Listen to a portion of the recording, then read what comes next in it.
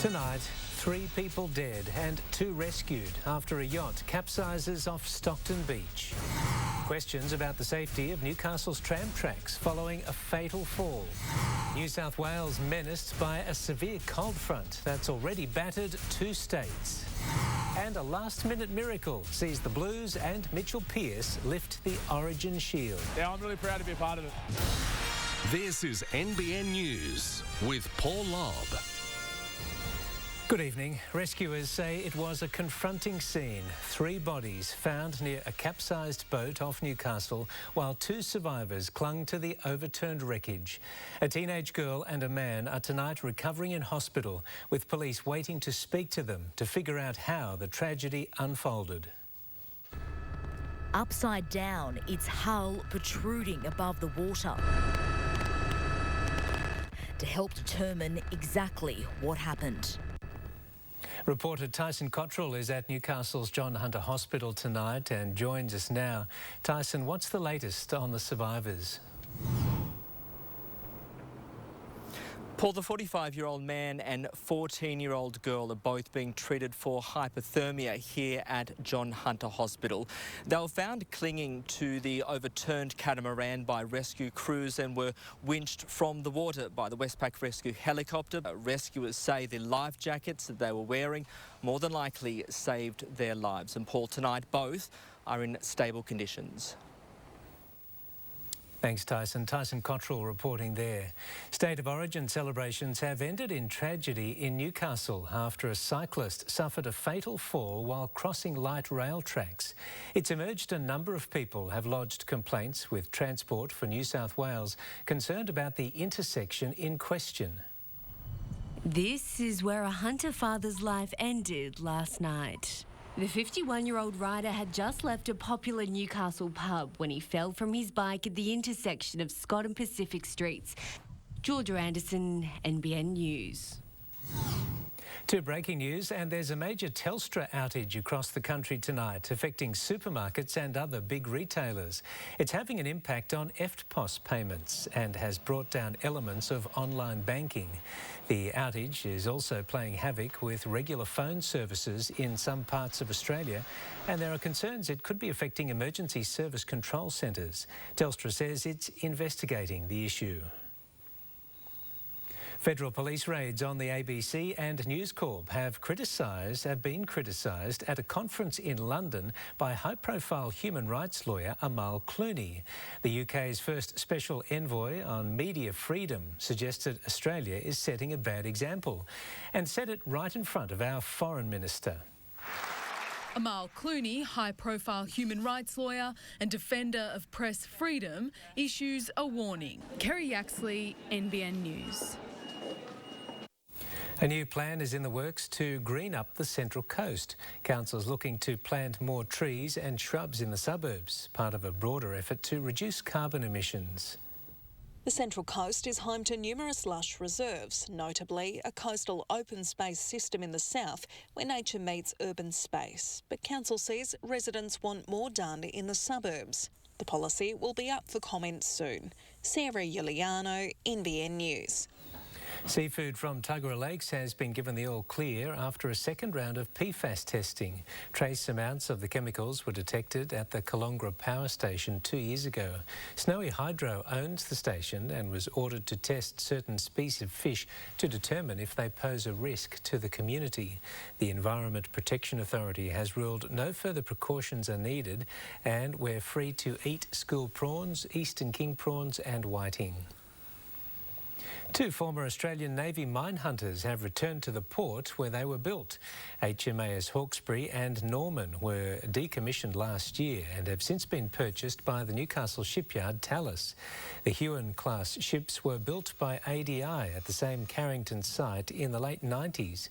Thales says it plans to refurbish them. It's thought the revamped vessels will then be on-sold to a developing nation. Drug and alcohol service The Glen has put on a fun-filled NAIDOC Week celebration. The Sydney Roosters made an appearance at the event before they take on the Cowboys at Gosford Stadium this week. young and old, Indigenous and non-Indigenous people, united in dance for the Glens Nadoc celebrations. Sky Hull, NBN News. The Australian Reptile Park's resident Tassie Devils have celebrated their first birthday. Like any toddler would, siblings Dash and Violet ripped apart their present boxes. Keepers had prepared them some meaty treats to mark the occasion. The Wildlife Sanctuary's sister organisation, Aussie Ark, runs a breeding program to help conserve the marsupials. Still to come, the British ambassador walks over leaked emails criticising the White House.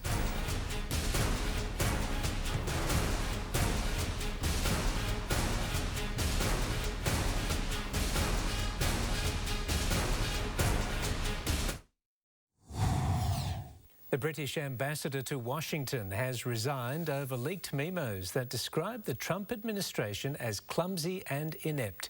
Sir Kim Darroch says the situation has reached a point where it's impossible for him to do his job. In a diplomatic Game of Thrones, one of the world's most experienced ambassadors has been forced out for simply doing his job. Tim Avia, NBN News. German Chancellor Angela Merkel is insisting she's fine despite being spotted violently shaking for the third time in a month. After previously blaming dehydration for her trembling, the 64-year-old has now admitted she's working through an issue. The Blues are kings of origin once more. Mitch Hughes joins us now. And Mitch, last night's victory was extra special for one player. It certainly was. Thanks, Paul. When James Tedesco dived over in the corner to seal the series for New South Wales, it ended 10 years of torment for Mitchell Pearce. And the moment the Knights skipper finally got his hands on the Origin Shield is one he'll never forget. From whipping boy to winner, Mitchell Pearce was reluctant to make the moment about himself. And he deserves it. Yeah. Paul, I'll have plenty more on the Blues win later in sport. Good one, thanks Mitch. We'll see you then. A severe cold front is bound for New South Wales after lashing parts of Victoria and South Australia. Tonight, a severe weather warning is in place for the Blue Mountains, Wollongong and the Southern Highlands. Gusts so powerful, it's a battle to walk. Gavin Morris joins us now. And Gav, what can we expect from this weather system? Mostly the cold winds. Now, those winds right now are really quite mild, hitting the mid-20s, close to across northern New South Wales and the Gold Coast region, enjoying some beautiful winter conditions there with these westerlies that have been obviously very, very strong to the south over the greater Hunter and the mountain areas. So it's going to be a very windy 3-day period. And those milder northwesterlies will switch to the southwest when that front passes during tomorrow evening, overnight into Saturday. And then the cold winds of winter will sweep in across the region, but no precipitation. Very little rain, if anything at all. There could be some snow flurries around the Barringtons, but most of the precipitation is coming down to the south. A closer look at all of your local details later in the bulletin. Thanks, Gav. Ahead in the news, AFL great Mark "Bomber" Thompson cleared of drug trafficking. And a polo outing quashes rumours of a royal rift.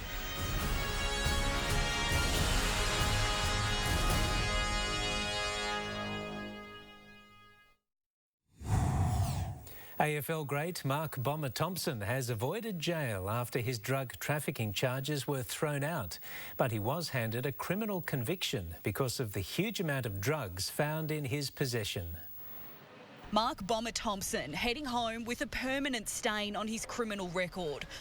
To the share market now, and Westpac and NAB rose today while ANZ ended lower. Supermarket giant Woolworths and Coles both also lost ground. Overall, the ASX edged higher, the All Ords adding almost 30 points. To commodities, and both gold and oil are trading higher, and the Australian dollar is still hovering at around 70 US cents. The newest addition to the royal family has made a surprise public debut at a charity polo match. Archie Mountbatten Windsor was there as the Sussex and Cambridge families put on a united front to cheer on Prince Harry and William. Clearly smitten, the Duchess of Sussex smiled and snuggled her way through Archie's first public outing. Mitchell Hughes is back with all the day's sport, and Mitch, the Blues are already eyeing a three-peat. And why not? Thanks, Paul. What the players had to say about that in just a moment. Also ahead, will the Knights get their 4 stars back for the clash with Canterbury? And the latest from Birmingham as Australia and England prepare to do battle in their World Cup semi-final.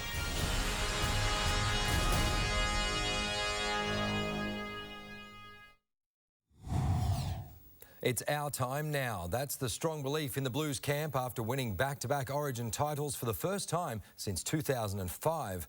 Today, the players were still coming to grips with their achievement. The toast of the town, the Blues even winning over Queenslanders who wanted to join the celebrations this morning. The Knights' 4 Origin players will undergo a fitness test tomorrow to see whether they'll line up against the Bulldogs. All came through last night's decider relatively unscathed and are keen to help Newcastle solidify its place in the top 8. Pre-game, Pearce said he was playing for his family, friends and Newcastle. Cricket now, and Australia and England square off at Edgbaston tonight for the right to face New Zealand in the World Cup final. The Aussies have been cagey about their batting lineup and were thrown a pre-match problem when all-rounder Marcus Stoinis suffered a scare in the nets. Match eve, and with final preparations complete, it was time to get the mind away from the game. And reporter Rob Canning is in Birmingham for tonight's match. A short time ago, he had this to say on how the conditions are shaping up.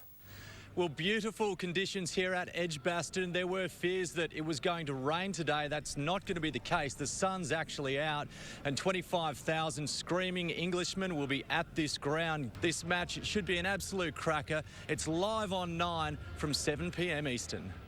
After the break, David Gallop set to leave the FFA's top job. And Aussie surfers get their campaigns back on track at J-Bay.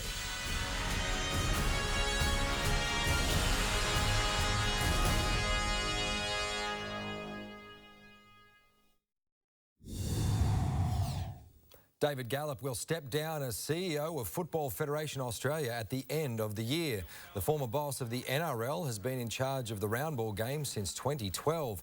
He's recently faced backlash over the sacking of former Matildas coach Alan Stajic and rising tension between the FFA and A-League clubs. America's world-beating women's national soccer team has been rewarded with a colourful parade through the heart of New York City.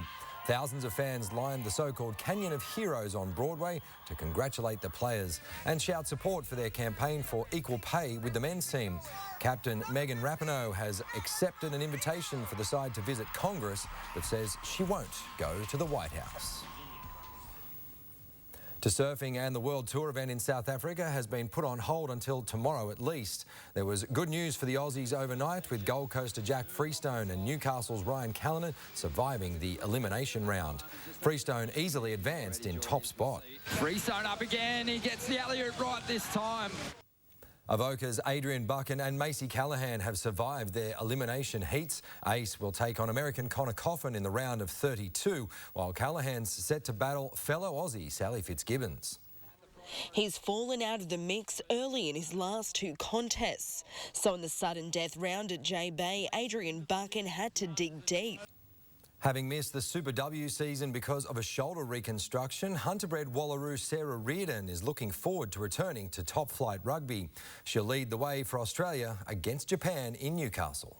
She grew up in Raymond Terrace and has played all over the world, but representing her country at home will be extra special for Reardon.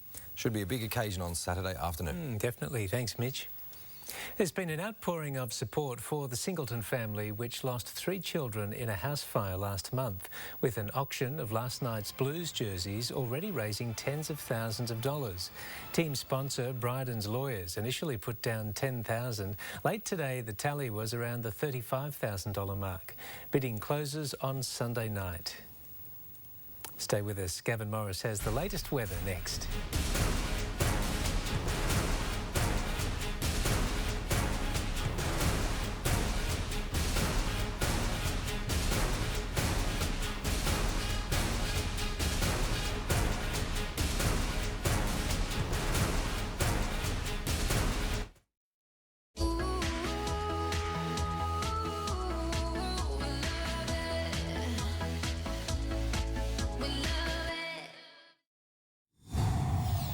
Gavin Morris joins us now with the weather, and Gav, more gusty wind on the way.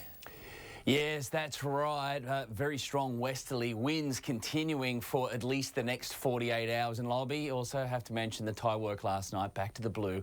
Let's take a look at this evening's weather photo, getting things underway. Well, this is, of course, looking out across the heads where tragedy struck today. Now, westerly winds. The Greater Hunter region is heavily affected by westerlies because of what's called a Venturi effect. It'll whistle straight down the valley because that flow isn't impeded by the Great Dividing Range, and those winds funnel straight out through the heads and can be very, very strong at times. Now, those strong westerlies have been producing rain and, of course, snow. Good snow, 20 centimetres, and it's still dumping. It'll continue all night and throughout tomorrow, and over the next couple of days there's going to be a really, really good layer put down. Now, the thing is, we're not going to see much of this precipitation really reach central New South Wales. Southern New South Wales will see a little bit of it in the form of showers and some snow flurries there along the southern and central New South Wales ranges, but unlikely to see anything locally. So we've still got the west-northwesterlies ahead of it, so relatively mild air. As we had today, it was really quite nice.